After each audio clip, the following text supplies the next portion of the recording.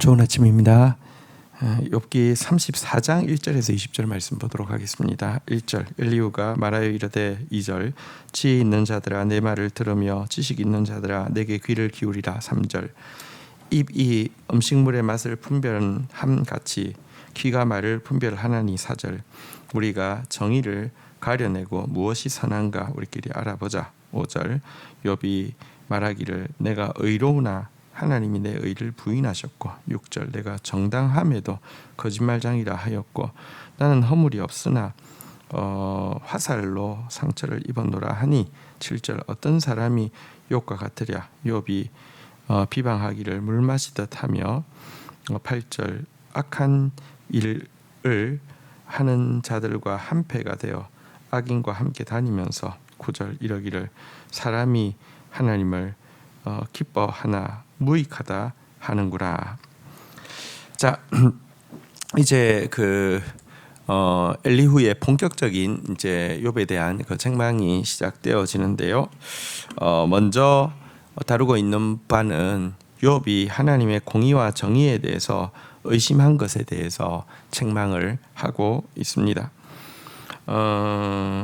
하나님은 결코 악을 행하거나 또 전능자는 결코 불의를 행하는 분이 아니십니다. 하나님은 참으로 공의로운 분이십니다. 10절에 보면 그가 이렇게 선언하죠. 그러므로 너희 총명자들아 내 말을 들으라. 하나님은 악을 행하지 아니하시며 정는 자는 결코 불의를 행하지 아니하시고. 11절 사람의 행위를 따라 갚으사 각각 그 행위대로 받게 하시나니. 12절 진실로 하나님은 악을 행하지 아니하시며 전능자는 공의를 굽히지 아니하시느니라.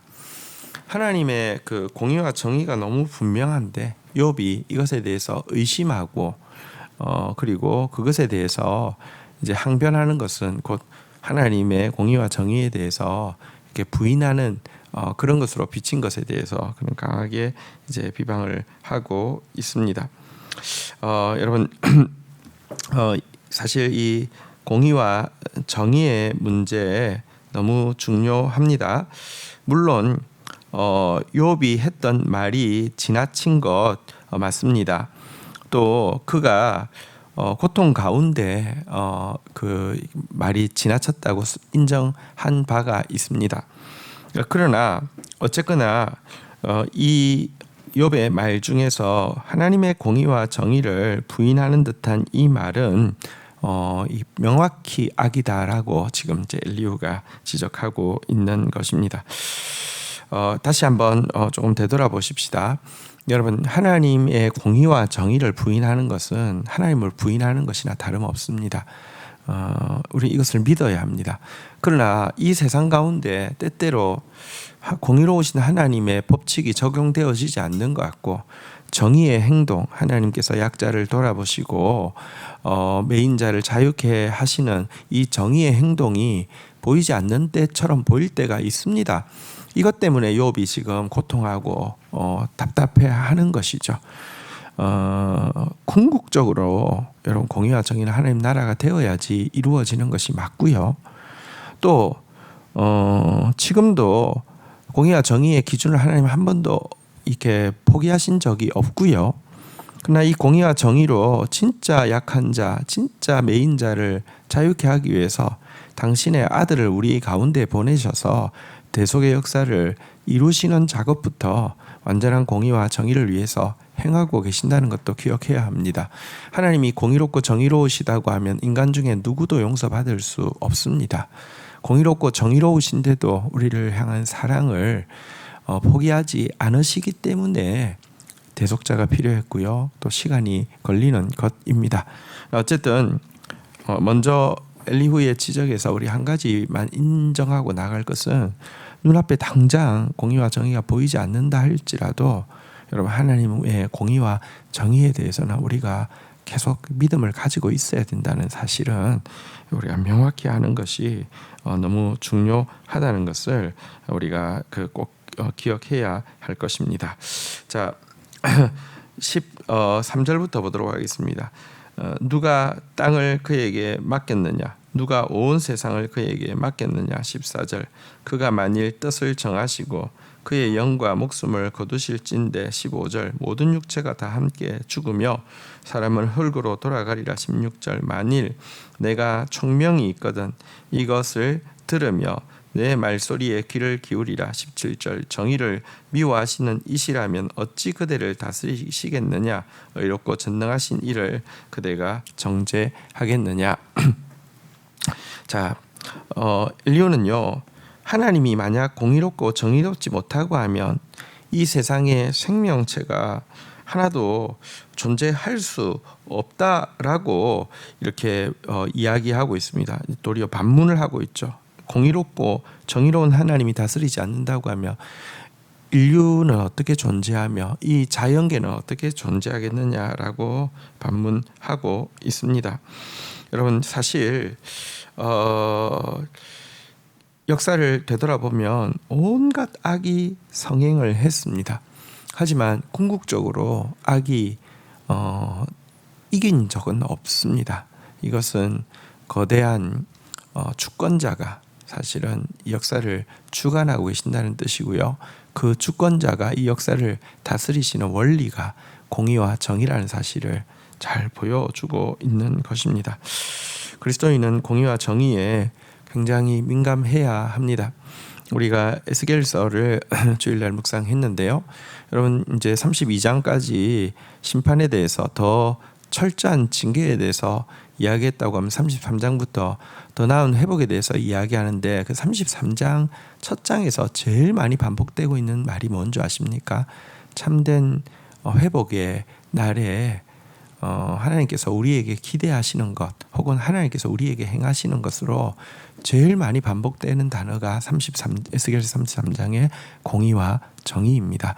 공의와 정의는 성경의 핵심 주제이고요. 또 회복의 핵심 주제이고요. 하나님 나라의 핵심 키워드입니다. 그 절대자가 여러분 공의와 정의로 다스리고 계시기 때문에 우리가 존재할 수 있는데 작은 나의 또 현실의 짧은 현실에 이해되어지지 않는 것을 가지고 정의와 공의가 없다라고 하나님을 정죄해서는 안 된다라는 엘리후의 지적은 우리가 귀 기울여 들을 필요가 있습니다. 18절입니다. 그는 왕에게라도 무용지물이라 하시며 지도자들에게라도 악하다 하시며 19절 고관을 외모로 대하지 아니하시며 가난한 자들 앞에서 부자의 낯을 세워주지 아니하시나니 이는 그들이 다 그의 손으로 지은 바가 됨이라. 20절 그들은 한밤중에 순식간에 죽나니 백성은 떨며 사라지고 세력 있는 자도 사람의 손을 빌리지 않고 제거함을 당하느니라. 특별히 하나님의 공의와 정의에 대해서 이야기하면서 하나님이 진짜 공의로우시고 정의로울 수 있는 한 가지 중요한 이유를 이야기하고 있는데요. 그것은 하나님은 사람의 외모를 보거나 사람이 가지고 있는 규모, 세력을 보지 않기 때문이라는 것입니다. 여러분 사실 인간은요 외모를 봅니다. 또 규모, 그러니까 뭐 숫자랄지 어쨌든 규모를 봅니다. 그러나 이것 때문에 우리는 다른 사람과 비교해서 우쭐대기도 하고 거만해지기도 하지만 또 이것 때문에 자격지심에 빠지는 것이 그래서 비굴해지는 것이 우리의 모습입니다. 이 때문에 우리는요 대단히 정의로운 것 같고 대단히 공의로운 것 같은데도 사람 앞에서 적용되어지는 기준이 다릅니다. 무슨 폭군 앞에서는요 술은 양이 되어지고요 절대 공의와 정의를 이야기하지 않는데 정말 힘없는 사람 앞에서는요 가장 엄격한 포청천으로 변해서 공의와 정의를 내세울 수 있습니다. 하지만 하나님은 왜 완전한 공의와 정의의 하나님이시냐고 하면 외모를 전혀 보지 않기 때문에 그렇습니다. 그분 앞에서는 왕족이라고 귀족이라고 부자라고 조금 나은 것 아닙니다.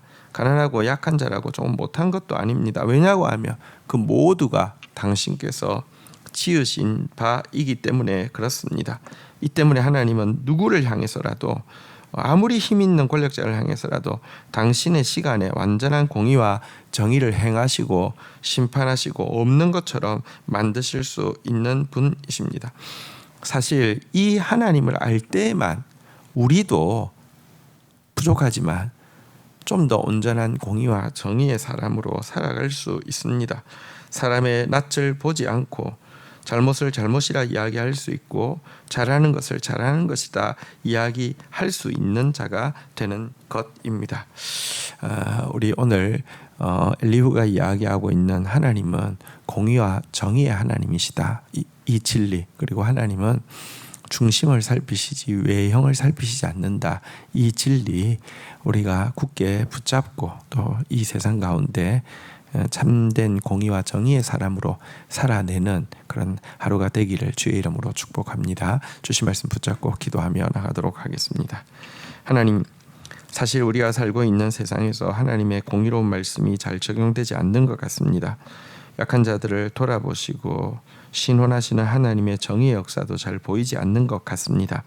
하지만 인류의 역사를 생각할 때, 또 이 자연계를 생각할 때 하나님이 공의롭고 정의롭지 않으시다고 하면 결단코 이것이 존재할 수 없다는 큰 그림도 볼 수 있게 해주시고, 무엇보다도 예수 그리스도를 우리에게 보내주실 만큼 당신의 그 사랑을 보여주실 뿐 아니라 범죄한 우리를 향한 당신의 엄격한 공의와 또 약하고 매여 있는 우리를 향한 당신의 정의가 실현되어진 것을 저희들이 기억하게 하여 주시옵소서. 주님의 공의와 정의가 아니었다고 하면 세상이 존재할 수 없을 뿐 아니라 나 자신도 심판받아 죽을 수밖에 없었습니다. 예수 그리스도를 보내주셔서라도 우리를 구원하시면서 공의와 정의를 시행하시는 주님을 철저히 신뢰하며 우리의 작은 현실 앞에서도 그 믿음으로 감내하는 자 되어질 수 있도록 인도하여 주시옵소서.